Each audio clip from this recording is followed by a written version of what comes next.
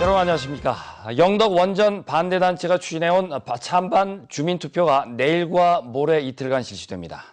원전 반대단체는 투표는 주권행사라며 참여를 호소했고, 원전 찬성단체는 법적 효력이 없는 투표에 참여하지 말자고 호소했습니다. 양측의 입장을 김기영 기자가 들어봤습니다. 원전 반대단체들은 주민과 지방의회의 정당한 주민투표 실시 요구를 정부가 거부해 하는 수 없이 민간 주도로 하게 됐을 뿐인데도 한수원 등이 근거도 없이 좌파 불순 세력으로 매도했다고 규탄했습니다. 원전을 찬성하는 것도 반대하는 것도 영덕 사랑이라며 투표에 참여해달라고 호소했습니다. 특히 지방자치법과 주민투표법에 따라 이번 투표는 불법이 아니라고 강조했습니다.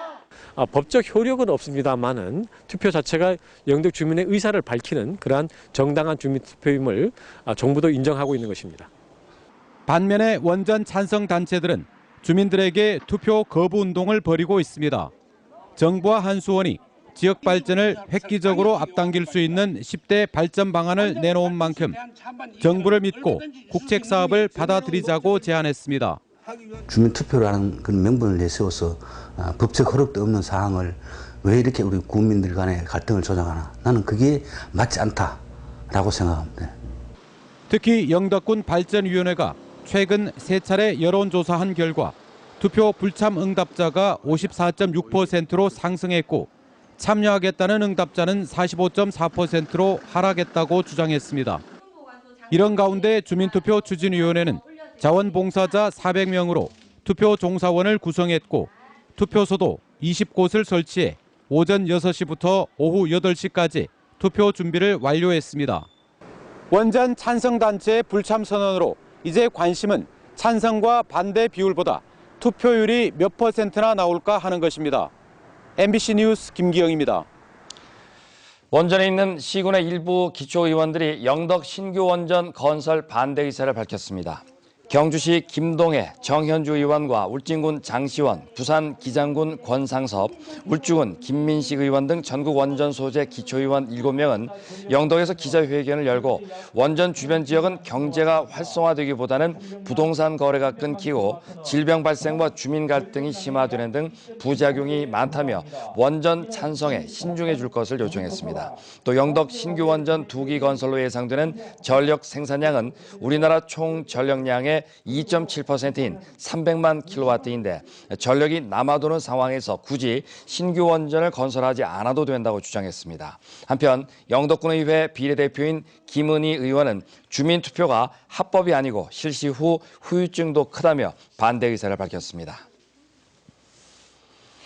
경북 동해안에 오는 2020년까지 해양 레포츠 체험벨트가 조성됩니다. 5곳의 해양 레포츠 거점이 조성되고 머물면서 체험 관광을 할 수 있는 다양한 시설도 만들어집니다. 임재욱 기자가 보도합니다.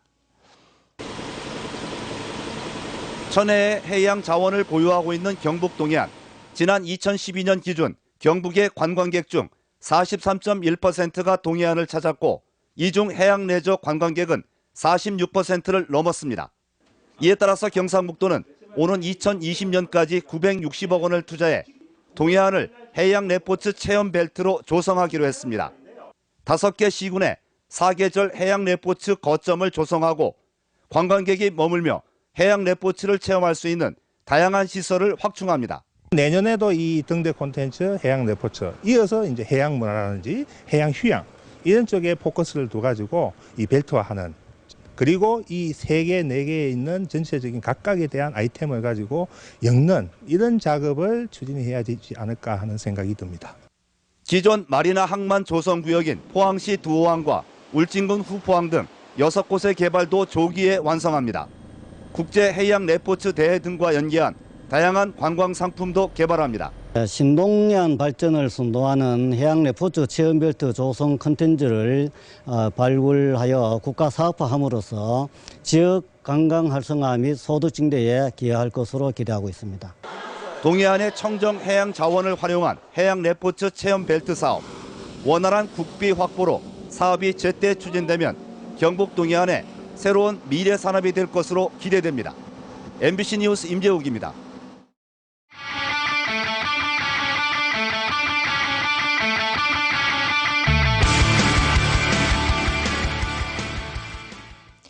포항이 해양 스포츠의 메카로 도약하기 위한 방법을 고민해보는 연속기획 두 번째 순서입니다. 어제는 포항이 가진 천혜의 자연 환경에 대해 설명해드렸는데요.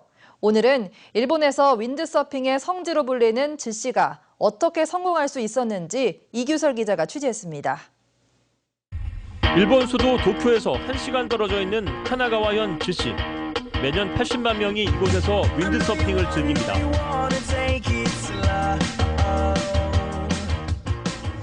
즈시를 일본의 윈드서핑 중심지로 성장시킨 주인공 마카베 씨를 찾았습니다.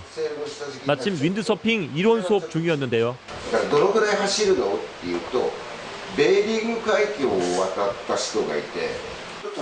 그가 첫손에 꼽는 즈시의 성공 비결은 윈드서핑 무료 강습회입니다. 동네 윈드서핑 가게들이 함께 마련한 무료 강습회를 통해 즈시라는 해변이 일본 전역에 알려졌고 윈드서핑을 즐기는 인구도 급격히 늘었습니다. どれでもみんなで仲良くやろうっていうのが一番重要。みんないろんなタイプがあって、安いところもあれば悪いところもあって全てなんで。 즈시의 또 다른 성공 비결은 온 가족이 바다에서 함께 즐길 수 있는 프로그램을 적극 개발한 점입니다. 윈드서핑이 적성에 맞지 않으면 쉽게 배울 수 있는 스탠드업 보트나 카약을 즐기면 됩니다. 여성들에게 잘 맞는 수상 요가 프로그램도 준비되어 있고 어린이들을 위한 물놀이 시설도 만들어 온 가족이 함께 수상 스포츠를 즐길 수 있도록 배려해 놓았습니다. 初めてです。いかがでしたか？すごい楽しかったです。気持ちよかったです。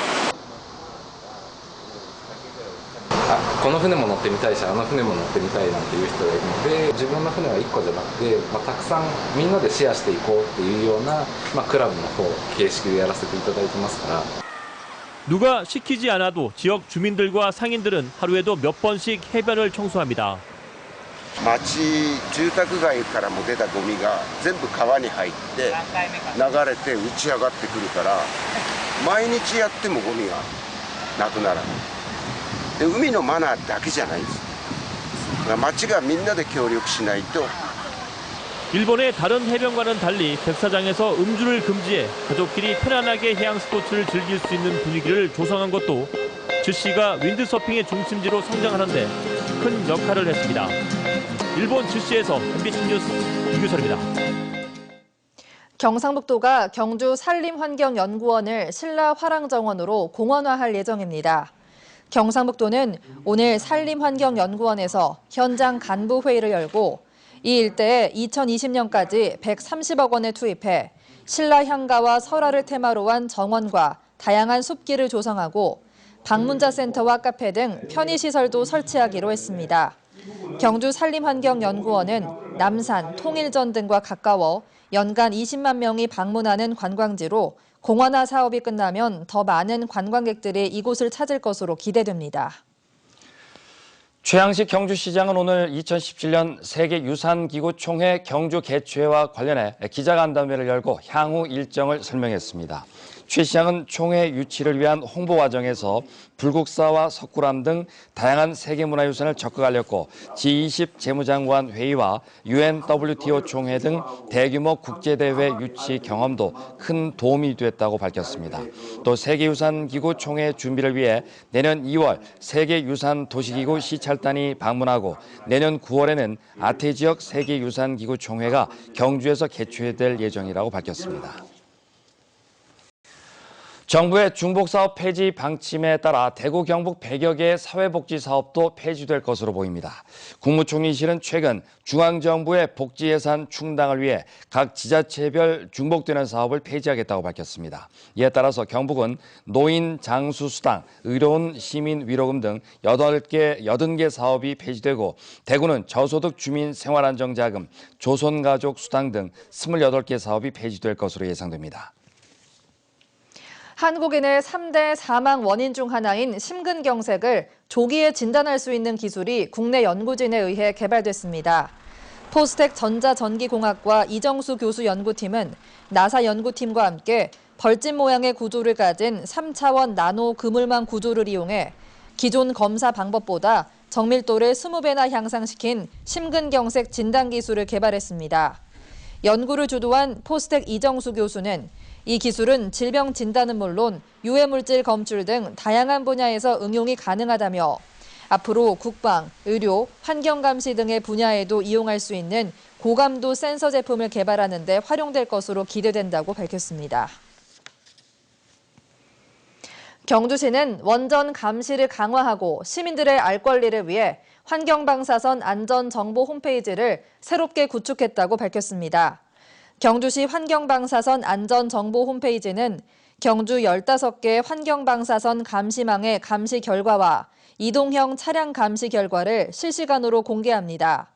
또 경주 지역에서 유통 중인 수산물과 가공식품의 방사능 분석 결과와 방사선 비상 방제 대책, 주민 행동 요령 등 원자력 안전 정보도 제공하고 있습니다. 농어촌공사 포항 울릉지사에서 관내 4개 저수지와 주변에 태양광 발전 사업을 추진하자 인근 주민들이 반발하고 있습니다. 포항시 신광면 호리 주민들은 농어촌공사에서 용연지 수면 위에 1차로 태양광 발전 시설을 하고 2차로 농민들이 임대한 17,000여 제곱미터 땅에도 발전 시설을 하려 한다며 이렇게 될 경우에 농민들이 경작지를 잃게 되고 주변 환경을 해친다며 중단을 요구했습니다. 농어촌공사는 수익 사업으로 신광면 용연지와 마북지, 송라면 용곡지, 연일읍 조박지 등 4곳을 태양광 발전을 위해 임대한 뒤에 임대료로 수익의 10%를 받기로 하는 공고를 냈습니다. 공공비정규직 노조 경북지부는 오늘 경주시청에서 기자회견을 열고 경주시는 시립노인간호센터의 기간제 근로자 28명에 대한 해고를 철회하라고 촉구했습니다. 이들은 노인간호센터 폐업의 근본 원인은 비정규직 노동자들의 노인 학대 행위가 아니라 경영부실이라며 경주시가 부실 경영에 책임을 져야 할 간부 공무원에 대해서는 문제를 삼지 않으면서 힘없는 비정규직 노동자들에게만 책임을 지우고 있다고 주장했습니다. 또 경주시의 해고는 2014년 체결한 고용안정협약을 위반한 부당해고라고 주장했습니다. 오늘 경북 동해안 지역은 종일 흐린 하늘에 약한 빗방울이 떨어졌습니다. 내일도 산발적인 비 소식이 있겠고 동해상의 파도도 높겠습니다. 양태빈 기상캐스터입니다. 네, 비를 잔뜩 머금은 먹구름이 지나갔지만 종일 안개비가 오락가락했습니다. 내일도 오늘과 비슷한 날씨가 이어지겠는데요. 대체로 구름이 많은 가운데 울진과 영덕에서는 오전에 가끔 비가 오겠습니다. 그 외의 지역도 산발적인 빗방울이 떨어질 수 있으니까요. 아침에 작은 우산 하나 챙기시는 게 좋겠습니다. 이번 주 큰 추위는 없겠습니다. 포항의 경우 내일 아침 기온은 10도로 오늘보다 조금 낮지만 평년 수준을 보이겠고요. 낮 기온은 15도가 되겠습니다. 가장 중요한 수능일인 모레에는 아침 기온 11도, 낮 기온 15도로 한파 걱정은 없겠습니다. 한편 동해상의 파도는 내일까지 높게 일겠습니다. 동해남부 앞바다의 특보는 해제됐지만 나머지 해상에서 최대 4m까지 높게 일겠습니다. 자세한 지역 날씨 알아보겠습니다. 내일 경북 동해안 지역은 구름 많은 가운데 곳곳에 비 소식이 있겠습니다. 아침 기온은 영덕 8도, 포항 10도로 출발하겠는데요. 낮 기온은 영덕과 경주 16도까지 오르겠습니다. 울릉도와 독도는 구름이 많다가 흐려지겠습니다. 아침 기온은 울릉도 8도, 독도 10도, 낮 기온은 울릉도 11도, 독도 13도가 되겠습니다. 동해 전해상 대체로 흐리고 비가 오는 곳이 있겠습니다. 파도는 최대 4m로 높게 일겠습니다. 금요일과 토요일에는 비 소식이 있겠습니다. 날씨였습니다. 이상으로 포항 MBC 뉴스데스크를 마치겠습니다. 여러분 고맙습니다.